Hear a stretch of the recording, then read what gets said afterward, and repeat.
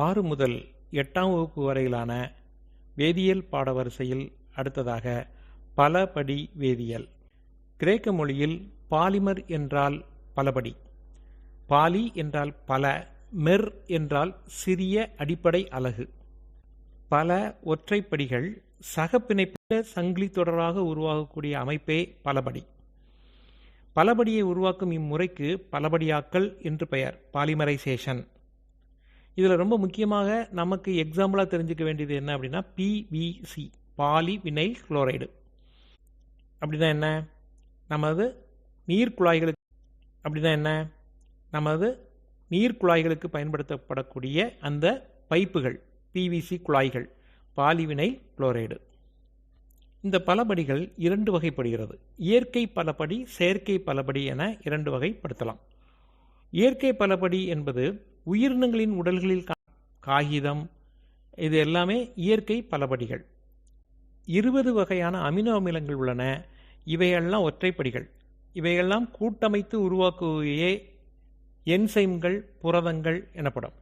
அப்போ புரத பலபடி அப்படிங்கிறது டிஎன்ஏ, அதாவது என்சைம்ஸுங்கிற நொதிகள், பட்டு, தோல், முடி, விரல் நகங்கள், இறகுகள் மற்றும் விலங்குகளுடைய ரோமங்கள், இது எல்லாமே புரத பலபடி.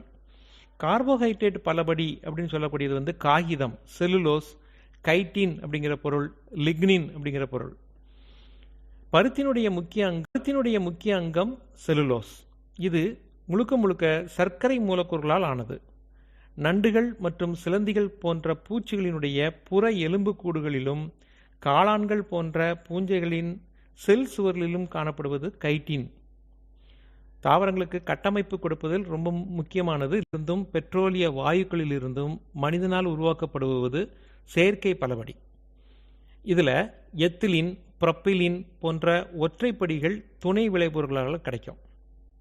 நெகிழி எனப்படும் பிளாஸ்டிக்கை உருவாக்குவதற்கான அடிப்படை கட்டமைப்பு பொருட்கள் தான் இந்த எத்திலினும் புரோப்பிலினும்.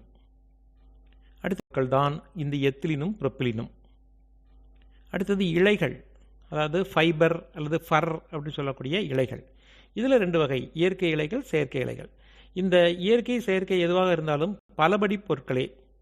இயற்கை இழைகளுக்கு எடுத்துக்காட்டு அப்படின்னு பார்த்தீங்கன்னா பருத்தி, தேங்காய் நார், முடி, கம்பளி, இது இயற்கை இழைகள் பட்டு அப்படின்னு சொல்கிறோம்.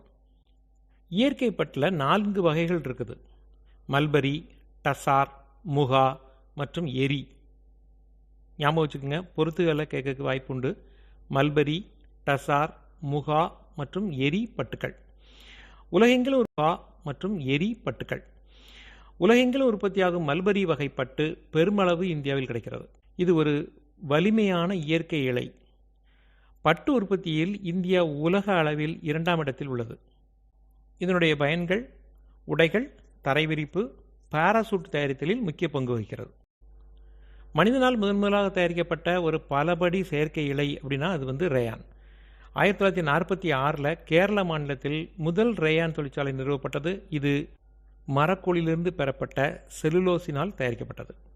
இந்த மரக்கூழுடன் sodium hydroxide, carbon disulphide சேர்க்கும் பொழுது செல்லுலோஸ் ஆனது கரைந்து விஸ்கோஸ் என்ற திரவம் உருவாகிறது. விஸ்கோஸ் திரவத்தினை ஸ்பின்னரெட்டு, அதாவது ஸ்பின் பண்ணுறதுக்கான அந்த கருவி, அதன் வழியாக செலுத்தி நீர்த்த கந்தக அமிலத்தினுள் செலுத்த செயற்கை பட்டு எனப்படும் இந்த ரேயான் கிடைக்கிறது. பிற்பாடு இது சோப்பினால் சுத்தம் செய்யப்படுகிறது. பருத்தி கொட்டைகளில் ஒட்டியிருக்கும் குட்டையான பருத்தி இலைகளிலிருந்தும் சில வகை ரேயான்கள் தயாரிக்கப்படுகிறது.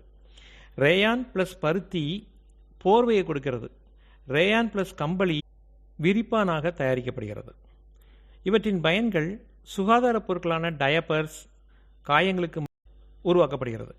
செயற்கை இழைகள் பெட்ரோலியத்திலிருந்து பெறப்படக்கூடிய மூலக்கூறுகளை கொண்டு, அதாவது மூலப்பொருட்களை கொண்டு உருவாக்கப்படும் இழைகளாக இருக்கிறது. பாலியஸ்டர், அக்ரிலிக் மற்றும் நைலான் தான் முதலில் முழுமையாக பதப்படுத்தப்பட்ட செயற்கை இழை.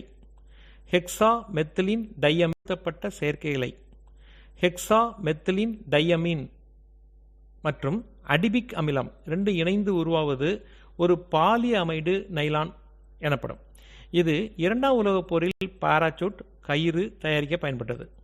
இன்று நாம் பயன்படுத்தக்கூடிய செயற்கை இலைகளுள் அதிகம் பயன்படுத்தப்படக்கூடிய இலையாகவும் நீட்சித்தன்மை கொண்டதாகவும் எடை குறைவாகவும் உள்ளது.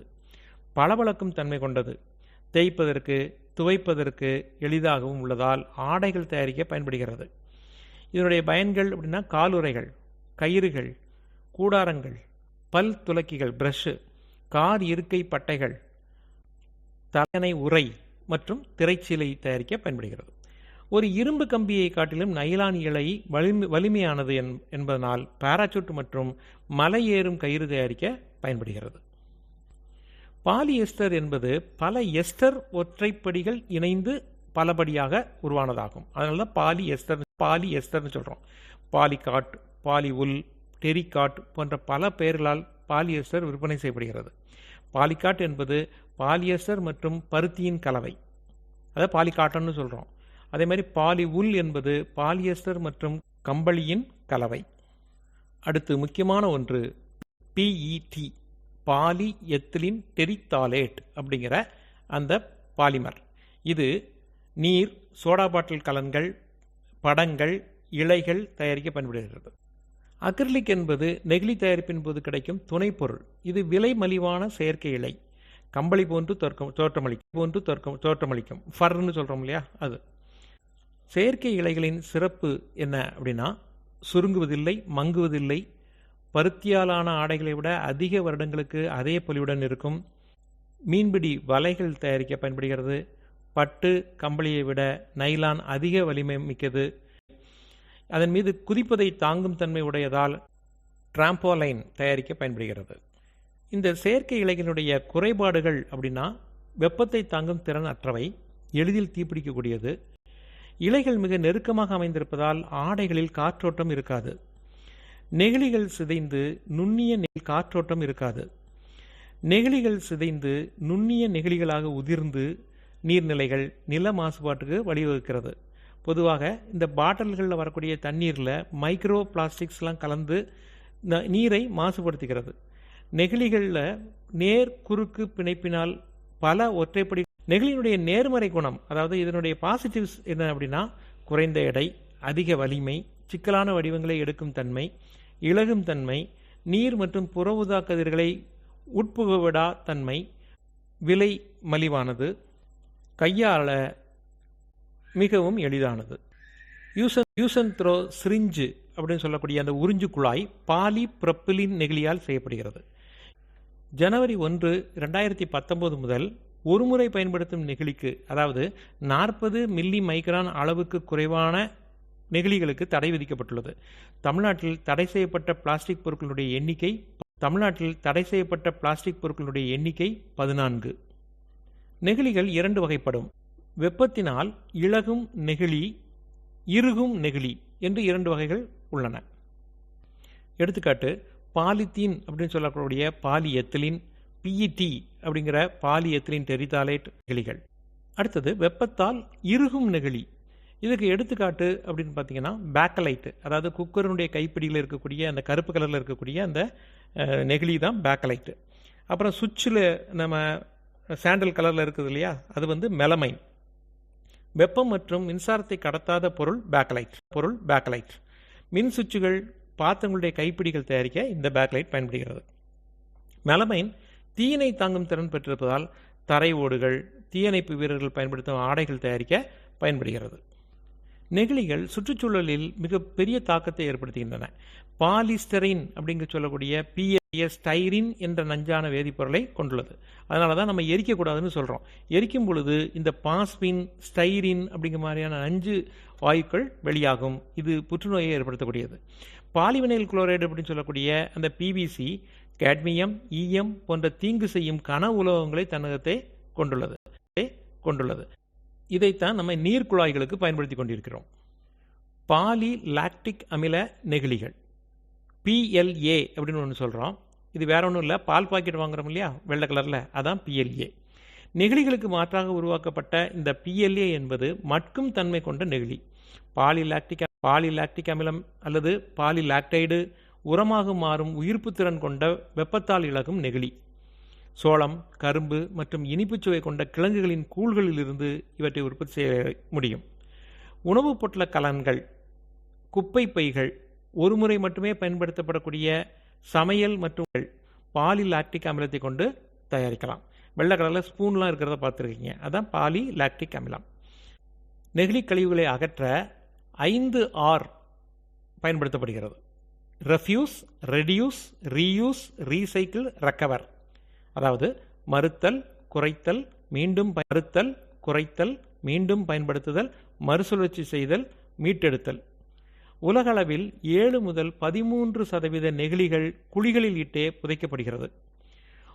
உயிரி நெகிழி அப்படிங்கிற கருத்து தோன்றிய ஆண்டு 1980. நெகிழியானது சிதைவுறும் தன்மையினுடைய அடிப்படையில் வீரி மட்கும் தன்மை கொண்ட நெகிழின்னு 2 வகையாக நம்ம பிரிக்கிறோம். வீரியம் குறைந்த நெகிழி பெட்ரோலிய எண்ணெய், பெட்ரோலிய வாயுவினால் தயாரிக்கப்படுகிறது. சூரிய ஒளி, ஆக்சிஜன் மற்றும் நீருடன் இருக்கும் பொழுது நெகிழியில் உள்ள வேதிப்பொருள் நெகிழிகளை விரைவாக உடையச் செய்கிறது. மட்கும் தன்மை கொண்ட நெகிழிகள் புதுப்பிக்கும் தன்மை வாய்ந்த மூலக்கூறுகளான சோளம், கரும்பு அதைகள் அல்லது இறால்களின் ஓடுகள் போன்றவற்றிலிருந்து மூலப்பொருட்களை சேகரித்து உருவாக்கப்படுகிறது. இந்த நெகிழிகள் நுண்ணுயிரிகளால் சிதைக்கப்பட்டு தாவரத்திற்கு பயனளிக்கும் கார்பன் டை ஆக்சைடு, நீர், மீத்தேன் ஆகியவற்றை உருவாக்கி மண்ணிற்கு உணவாகின்றன. 2016 ஜப்பான் அறிவியலாளர்கள் பாலியத்திலின் டீத்தாலேட், அதாவது பெட் பாட்டில்களை மறுசுழற்சி செய்யும் ஆலையில் ஐடனெல்லா சகியன்சிஸ் 201F6 என்ற பாக்டீரியா செரிப்பதை கண்டறிந்தனர். அதாவது இந்த பாட்டில்களை ஒரு பாக்டீரியா செரிப்பதை கண்டறிந்தார். இவை நெகிழி உண்ணும் பாக்டீரியா என்று அழைத்தார். நெகிழி உண்ணும் பாக்டீரியா ஐடனெல்லா சகியன்சிஸ் 201F6. இந்த பாக்டீரியா பீட்டேஸ் என்ற, அதாவது பீட்டேஸ் என்ற நொதியினை சுரந்து பிஇடி நெகிழியினை சிறிய மூலக்கூறுகளாக சிதைக்கிறது. இந்த சிறிய மூலக்கூறுகள் பாக்டீரியாக்களால் உணவாக உறிஞ்சப்படுகிறது. இந்த பாக்டீரியாவுடைய குறைபாடு என்ன அப்படின்னா, இது ரெசின் குறியீடு 1 என்ற எண்ணுக்குரிய நெகிழியினை மட்டுமே சிதைக்கும். அடுத்ததாக கண்ணாடி 1700 டிகிரி செல்சியஸ் வரை வெப்பப்படுத்தி சிலிக்கன் டை ஆக்சைடை உருக்கி அதன் வேகமாக குளிர்வித்து கண்ணாடி தயாரிக்கப்படுகிறது. வர்த்தக அளவில் கண்ணாடி தயாரிக்க மணல், வீணாகி போன கண்ணாடியின் சோடா சாம்பல், அதாவது சோடியம் கார்பனேட்னு சொல்கிறோம், சுண்ணாம்புக்கல், கால்சியம் கார்பனேட் ஆகியவற்றை உலையில் இட்டு வெப்பப்படுத்த வேண்டும். மணலின் வெப்பம் குறைக்க சோடா சாம்பல் உதவுகிறது. இவ்வாறு தயாரான நீரில் கரையும். இதை தடுக்க சுண்ணாம்புக்கல் சேர்க்கப்படுகிறது. இந்த கண்ணாடி சோடா லைம், அதாவது சிலிக்கா கண்ணாடி என்று அழைக்கப்படுகிறது.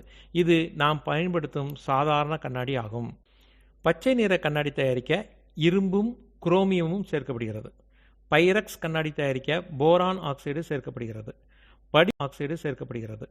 படிக நிலையில் உள்ள வெட்டக்கூடிய கண்ணாடிகள் தயாரிக்க ஈய ஆக்சைடு சேர்க்கப்படுகிறது. குண்டு துளைக்காத கண்ணாடிகள் தயாரிக்க நெகிழி சேர்க்கப்படுகிறது. ஒளி கவச கண்ணாடிகள் தயாரிக்க வெள்ளி அயோடைடு சேர்க்கப்படுகிறது. ஏறத்தாழ 200 ஆண்டுகளாக நமது பயன்பாட்டில் இருக்கும் நெகிழி உருவாக்கியவர் யார் அப்படின்னா எட்மண்ட் அலெக்சாண்டர் பார்க்ஸ். இவர் உருவாக்கிய முதல் நெகிழி பார்க்கீசீன் அப்படிங்கிற நெகிழி. அனைத்து நெகிழி பொருட்களிலும் ரெசின் குறியீடு என்று ஒரு எண் குறிப்பிடப்பட்டிருக்கும். இந்த எண் 1, 2, 3 அப்படின்னு வகைப்படுத்தப்பட்டிருக்குது. ரெசின் குறியீடு 1 அப்படிங்கிறது PET, அதாவது பாலியத்திலின் டெரித்தாலேட். வேறு பெயர்கள் என்ன அப்படின்னு பார்த்தீங்கன்னா PETE பாலியஸ்டர் அப்படின்னு சொல்லுவாங்க. இதனுடைய பயன்பாடு அப்படின்னு பார்த்தீங்கன்னா குடை, விளையாட்டு பொருட்கள், வெப்பமூட்டும் மேலுறைகள், ஸ்வெட்டர்கள், கயிறு, தூங்குவதற்கு ஏதுவான பாலியஸ்டர் பைகள் இதெல்லாம் மட்டுமே பயன்படுத்த வேண்டும். PET நெகிழிகளை மீண்டும் மீண்டும் பயன்படுத்தினால் அதில் உள்ள ஆன்டிமனி என்ற வேதிப்பொருள் வெளியேறும். இது உடலுக்கு கேடு விளைவிக்கக்கூடியது. ஆடைகளுக்கு பெருமளவு பாலியஸ்டர் பயன்படுத்தப்படுகிறது. ரெசின் குறியீடு 2க்கு HDPE என்று பெயர். இது எதெல்லாம் தயாரிக்க பயன்படுதுன்னா சிமெண்ட், அரிசி மற்றும் மாடுகளுக்கு தீனி வைக்கக்கூடிய சாக்குகள், கயிறு, மீன்பிடி வலை, நிழல் வலை, இலைகளால் வலுவூட்டப்பட்ட காங்கிரீட், குண்டு துளைக்காத உள்ளாடைகள், இது எல்லாமே இதில் தயாராகிறது. பயன்பாடு பார்த்திங்கன்னா இது பாதுகாப்பான நெகிழிகளில் ஒன்றாக கருதப்படுது. இதில் எதிர்கொள்ளும் அற்புத தன்மை கொண்டது. ஈரப்பதத்தினை உள் நுழைய விடாமல் தடை செய்யும் சக்தி வாய்ந்தது. பெருமளவு மறுசுழற்சி செய்யத்தக்கது. ரெசின் குறியீடு 3 வேறு பெயர் வந்து வினைல் அப்படின்னு சொல்லுவாங்க. வினைல் அப்படின்னு சொல்கிறோம். பொதுவான பொருட்கள் இதில் எல்லாம் தயாரிக்கிறாங்கன்னா பிவிசி இலைகள், வினைல் இலைகளால் செய்யப்படக்கூடிய மலைக்கொடைகள், வெளிப்புற துணிகள், மலைக்கோட்டுகள், மீன்பிடி வலைகள், நிழல் வலை, செயற்கை இலைகள், குழந்தைகளுக்கான ஆடைகள் மற்றும் போர்வைகள், ஆடைகள் மேல் ஒட்டும் வில்லைகள், அலங்கார ஆடைகள் மற்றும் போலி தோல் பொருட்கள் தயாரிக்க வினைல் பயன்படுகிறது. அப்போ இதில் அண்டர்லைன் பண்ணி படிக்க வேண்டியது வந்து தோல் பொருட்கள், போலி தோல் பொருட்கள் தயாரிக்க பயன்படும் நெகிழி வந்து ரெசின் குறியீடு 3 வினைல் அப்படிங்கிற அந்த நெகிழி தான் போலி தோல் பொருட்கள் தயாரிக்க பயன்படுகிறது. ரெசின் குறியீடு 4 LDPE. பொதுவான பொருட்கள் இதில் தயாராகக்கூடிய பொருட்கள் என்னென்னா கால்பந்து ஆடுகளம். இது பாதுகாப்பான நெகிழிகளுள் ஒன்று. இது மிகவும் நெகிழ்வானதும் மென்மையானதுமாக இருந்தாலும் வலிமை பொருந்தியது. அடுத்தது ரெசின் குறியீடு 5 PP அப்படின்னு சொல்கிறோம். பாலிப்ரொபிலின் அப்படிங்கிற பேரில் வரும். வேறு பெயர்கள் இதுக்கு கிடையாது. பொதுவான பொருட்கள் இதிலிருந்து தயாரிப்பது என்ன அப்படின்னா, ஒருமுறை பயன்படுத்தும் உறிஞ்சி பொருட்கள், டயப்பர்கள், சுத்தம் செய்ய பயன்படும் ஈரம் துடைக்கும் பஞ்சுகள், கயிறுகள், தரை கம்பளங்கள், வடிகட்ட பயன்படும் துணிகள், மின்கலத்தில் உள்ள தடுப்பு சுவர்கள். இதுவும் பாதுகாப்பான நெகிழிகளுள் ஒன்று. ஒரு முறை மட்டுமே பயன்படுத்தியவுடன் எரியக்கூடிய பொருட்களை தயாரிக்க நெய்யப்படாத பாலிப்ரொபிலின் துணிகள் உருவாக்கப்படுகின்றன.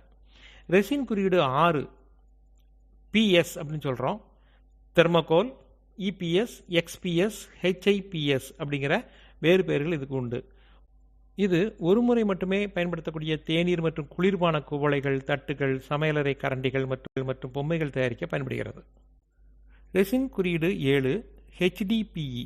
இதுக்கு வேறு பெயர்கள் அப்படின்னு பார்த்தீங்கன்னா பாலிகார்பனேட், அக்ரிலோ நைட்டில் பியூட்டாடையின் ஸ்டைரின் அப்படிங்கிற பேரும் இருக்குது. ABS அப்படின்னு சொல்லுவாங்க. அக்ரிலிக் அப்படிங்கிற பேரும் உண்டு. உயிரி நெகிழிகள், நைலான், பாலியுரித்தேன் அதாவது PU அப்படின்னு இதை சொல்லுவாங்க. பாலியூரித்தேன் ஃபோம் அப்படிங்கிறது வந்து நம்ம சாதாரணமாக மேசன்லாம் வச்சுருக்கிற அந்த சிமெண்டை ஒற்றி எடுக்கக்கூடிய ஒரு பஞ்சு ஒன்று வச்சுருப்பாங்க, அதுதான்.